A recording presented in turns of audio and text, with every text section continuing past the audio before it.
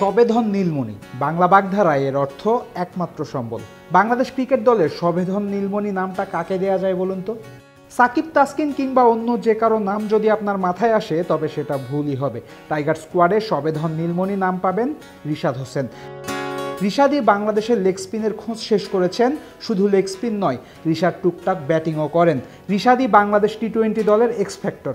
তিনিই তো আসলে সবেধন নীলমণি নামটা পান। রিশাদ হোসেনের পর্যাপ্ত যত্ন নিচ্ছে বিসিবি। আন্তর্জাতিক এবং ঘরোয়া দুই পর্যায়েই রিশাদকে নিয়মিত ম্যাচ খেলানো হচ্ছে। সাধারণ দর্শক মনেও রিশাদকে নিয়ে আশা আকাঙ্ক্ষা কিংবা প্রত্যাশার কোনো কমতি নাই। বিশ্বকাপে রিশাদকে নিয়মিত একাদশে নেওয়া হোক এমন দাবিও আস্তে ধীরে ওঠা শুরু করেছে। কিন্তু বিশ্বকাপে রিশাদকে নিয়মিত ম্যাচ খেলানো কি এফোর্ড করতে পারবে টিম ম্যানেজমেন্ট? রিশাদেই ভরাডুবি হবে না তো? পরিসংখ্যান কি বলছে? 14 টি-20তে 8-এর কম ইকোনমি রেট রিশাদ হোসেনের। উইকেটও নিয়েছেন 11টা। একজন উদীয়মান লেগ স্পিনারের জন্য এমন পরিসংখ্যান বেশ ভালো, তাও অস্বীকার করা যাবে না। কিন্তু পরিসংখ্যান সবসময় সত্য কথা বলে না। রিশাদের পরিসংখ্যানে আতশ কাঁচ দিয়ে দেখলে চোখে পড়বে রিশাদের দুই রূপ। 4 ওভারের স্পেলের প্রথম 2 ওভার এবং শেষের 2 ওভারে রিশাদ দেখান দুই রকম রূপ। জিম্বাবুয়ের বিপক্ষে 5 ম্যাচেই খেলেছেন রিশাদ। 5 ম্যাচে মোট 17 ওভার বোলিং করেছেন এই স্পিনার। 5 ম্যাচে স্পেলে নিজের প্রথম 2 ওভার অর্থাৎ মোট 10 ওভারে রিশাদ দিয়েছেন মাত্র 59 রান। জিম্বাবুয়ে সিরিজে স্পেলের প্রথম 2 ওভারে রিশাদের ইকোনমি রেট 5.9, যা এক কথায় দুর্দান্ত। অপরদিকে জিম্বাবুয়ের বিপক্ষে সিরিজে স্পেলের শেষের 2 ওভার করতে এসে নিয়মিত রান দিয়েছেন রিশাদ। এই সময়ে মোট 7 ওভারে 86 রান দিয়েছেন এই স্পিনার।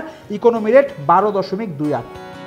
এখন ওয়ালটন ফ্রিজ কিনে অনেকের মতো আপনিও হয়ে যেতে পারেন মিলেনিয়ার। সেরা পণ্যের সেরা অফার, ওয়ালটন মিলেনিয়ার।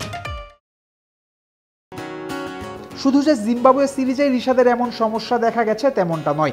জিম্বাবুয়ে সিরিজের আগে অনুষ্ঠিত হওয়া শ্রীলঙ্কা সিরিজেও ছিল একই অবস্থা।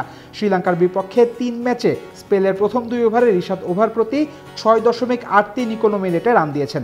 আর স্পেলের শেষের 2 ওভারে রান দিয়েছেন 9.4 ইকোনমি রেটে।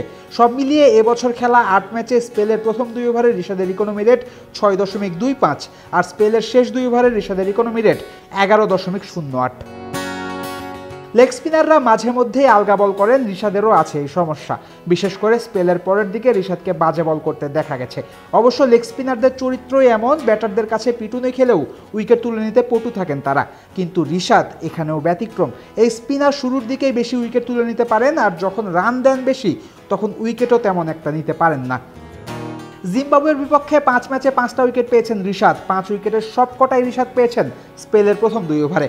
অর্থাৎ বল করতে এসে শুরুর দিকেই উইকেট নিয়েছেন এই স্পিনার। কিন্তু যখন রিশাদের ধাঁচ বুঝে গেছে ব্যাটাররা, তখন রিশাদ আর সুবিধা করতে পারেননি। উইকেটও পাননি আর পারেননি রানও আটকাতে। শ্রীলঙ্কার বিপক্ষে সিরিজে অবশ্য খানিক ব্যতিক্রম দেখা গেছিল। ওই সিরিজে 3টা উইকেটের 2টা রিশাদ পেয়েছিলেন স্পেলের পরের 2 ওভারে। রিশাদ হোসেন এই মুহূর্তে বাংলাদেশের সম্পদ, এটা বললেও বাড়িয়ে বলা হবে না মোটেও। কিন্তু রিশাদ মোটেই রশিদ খান কিংবা আদিল রশিদ নন, অ্যাডাম জাম্পা কিংবা ইউজুবেন্দ্র চাহালের মানেরও নন। বরং বিশ্ব আসরে রিশাদকেই টার্গেট করতে পারে প্রতিপক্ষ ব্যাটাররা। এমন চিন্তা করে রিশাদকে না খেলানো অবশ্য হবে নন্দলালের মতো সিদ্ধান্ত, যিনি মরার ভয়ে কখনো বাড়ি থেকেই বের হতে চাননি। রিশাদকে বাংলাদেশের দরকার। তাকে নিয়মিত ম্যাচ খেলালে ভবিষ্যতে তিনি বাংলাদেশকে সার্ভিস দিতে পারবেন দীর্ঘদিন। কিন্তু এই বিশ্বকাপে রিশাদকে একাদশে নেয়ার আগে 7-5 নানা দিক ভেবে নিতে হবে। ক্যাপ্টেন শান্তর ওপর নির্ভর করবে তিনি রিশাদকে কখন বল করাবেন, ম্যাচের কেমন পরিস্থিতিতে তাকে ব্যবহার করবেন। অথবা রিশাদকে খেলানো হলে দলে একটা ষষ্ঠ বোলিং অপশন রাখাও গুরুত্বপূর্ণ। তা না হলে বড় মঞ্চে বিপদে পড়তে হতে পারে রিশাদের কারণে। তেমনটা হলে স্পিনারের ক্যারিয়ারের জন্যও ভালো কিছু হবে না। তাই প্রিভেনশন ইজ বেটার দেন কিউর প্রবাদে ভরসা করে এখনই ভাবতে হবে রিশাদকে নিয়ে। ফয়সাল হাবিব, ক্রিক ফ্রেন্ডজি।